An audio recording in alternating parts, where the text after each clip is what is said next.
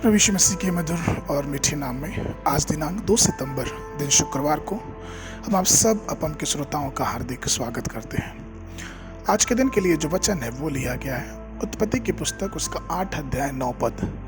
वचन इस प्रकार से कहता है, उस कबूतरी को अपने पैरों के तले टेकने के लिए कोई आधार न मिला, सो वह उसके पास जहाज में लौट आई, क्योंकि सारा पृथ्वी के ऊपर जल ही जल छाया था। तब उसने हाथ बढ़ाकर उसे अपने पास जहाज में ले लिया। प्रभु में मेरे प्रिय लोगों, जल प्रलय के बाद नूह ने दो पंछियों को जहाज से मुक्त किया। एक कौवा था और एक कबूतर। इन दोनों पंछियों के चरित्र और प्रकृति बिल्कुल ही एक दूसरे से अलग थे। जब कौवे को भेजा गया तब वो इधर उधर उड़ता रहा और वह पृथ्वी पर जल सूखने के समय तक वो वापस लौट के नहीं आया। कई लोग का ये मानना है कि वो लोगों की सड़ी लाशों पे जो तैर रही थी, जानवरों की लाशें, उसी पे बैठ बैठ के उनके मांस नोच के खा रहा था। और इसीलिए व्यवस्था विवरण की पुस्तक उसके 11 के 15 में बताया गया है कि कौवे को घृणित पक्षी कहा गया है। परंतु ठीक उसी जगह पे जब कबूतरी को जहाज से उड़ाया गया तो वो लौट के चली आई, क्योंकि उसे पांव रखने की जगह नहीं मिली। आपको मालूम कि कबूतर को पवित्र आत्मा का प्रतीक माना गया और पवित्र आत्मा कभी भी किसी भी सड़ी गली चीजों पर नहीं बैठ सकते। और यही कारण है कि कबूतर फिर से वापस लौट आया, क्योंकि उसको पांव रखने की जगह भी नहीं मिली।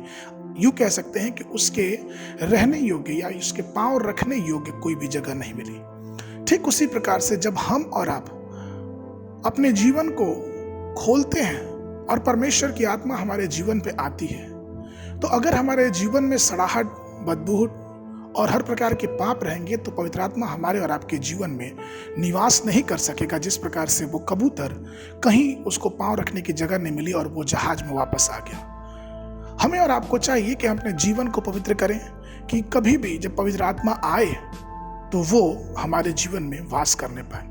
आपको मालूम है कि जब एक बार दूसरी बार फिर से उस कबूतर को उड़ाया गया, और जब दूसरी बार उड़ाया गया तो वो कबूतर जो था वो जैतून का पत्ता मुंह में दबाए लेके चला है। अर्थात एक नई शुरुआत की पहचान होती है। मैं आपको बताऊं कि जब पवित्र आत्मा हमारे जीवन में रहने लगता है तो हमें एक नई शुरुआत, एक नई दिशा परमेश्वर की आत्मा हमें दिखाई देती है।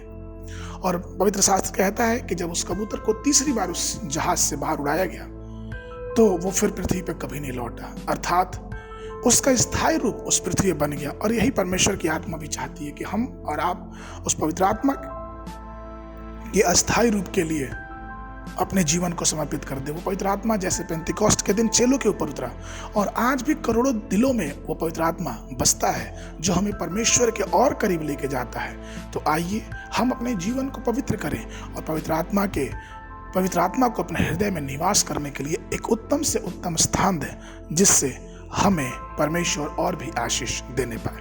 आज के मनन के लिए प्रेरितों के काम उसका 10 अध्याय उसका 44 पद। पतरस ये बातें कह ही रहा था कि पवित्र आत्मा वचन के सब सुनने वालों पर उतर आया। बाइबल अध्ययन के लिए सुबह के समय भजन संगीता के 37, 38, 47, संध्या के समय 1 कुरिन्थियों की पत्री उसका 13 अध्याय। परमेश्वर आप सबको आशीष देवे।